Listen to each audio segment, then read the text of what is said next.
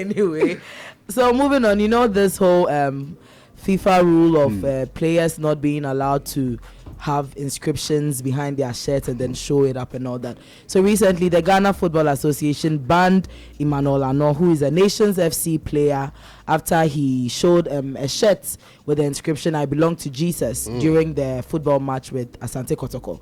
So he was banned he was fined 500 Ghana cedis. Yes, 500 Ghana cedis. And interestingly, he had a comeback tweet. So he posted with his official X handle, "Why can football players celebrate LGBTQ plus sexuality but not their love for Jesus?" Romans chapter 14 verse 8. If we live, we live for the Lord. And if we die, we die for the Lord. So whether we live or die, we belong to the Lord. This is kingdom work on the pitch. So that is his comeback. And now people are asking, well, as a professional footballer, you should know the FIFA rules. So it's not like GFA just got up and then decided to fine you or whatever it is. There are rules, and then you went against the rules, and then definitely you need to be punished, and that is the punishment that you've received. So whether you want to proclaim your faith or not, I mean, you can do it in other ways, but not in ways that breaks the rules. So that is the conversation that has come out of this whole issue with Emmanuel Annor and then the GFA and all that. Yeah, I mean, I've seen the conversations on social media. I've seen those who are for and those who are against.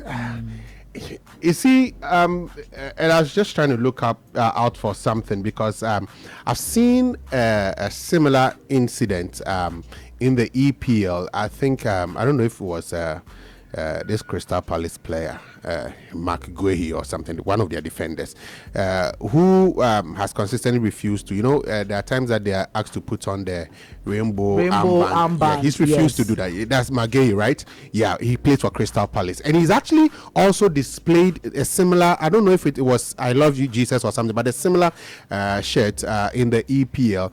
And to the best of my knowledge, he was cautioned by the EPL, and I think he's done it a second time. I need to get a full story.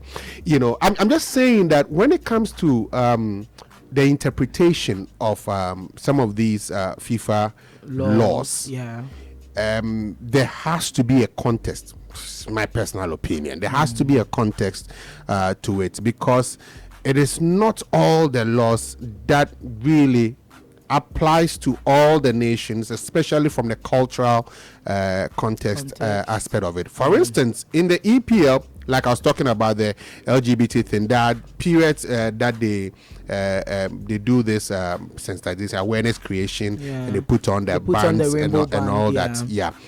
We don't do that in Ghana. No. Yeah, because that whole LGBTQ thing is not upon. Yeah, it's not legal in Ghana. So we don't do that. So I'm thinking that there are certain aspects of regulations that will have cultural context in the country. So like more like for which country reason specific.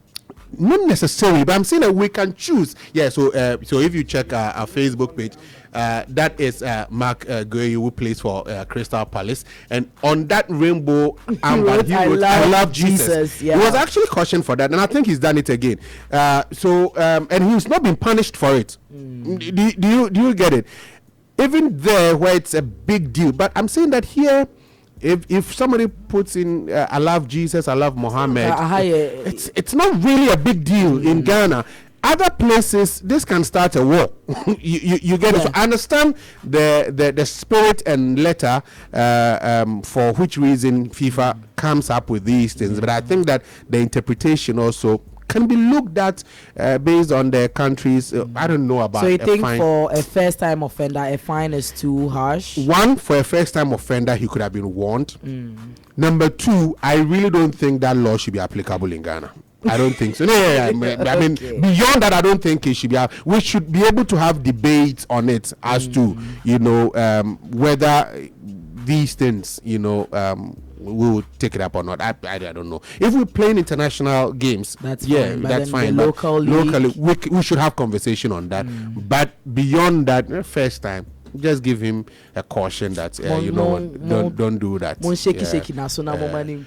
So I mean, there's that Maggie his message on not wearing the rainbow thing and displaying "I love you, Jesus" on it. He says that it was just a message of truth and love and inclusivity.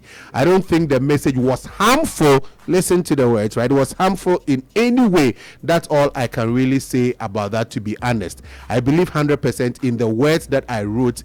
Even what I've just said now, it's a message of truth and hope, and I hope people can understand that my faith is my faith, and I'll stand by it for the rest of my life. He's not been punished for this. You understand? So I'm saying that the "I love you, Jesus" that are not wrote in his shirt. How is it harmful to anybody in Ghana?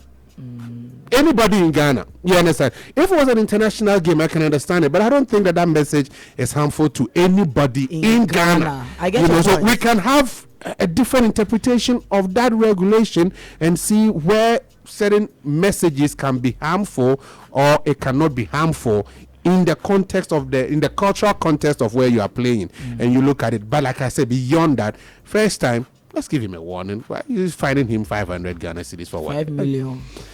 So I know you don't like it when I say that. 5 million. Anyway, to our final story. So the trial for Sean Diddy Combs officially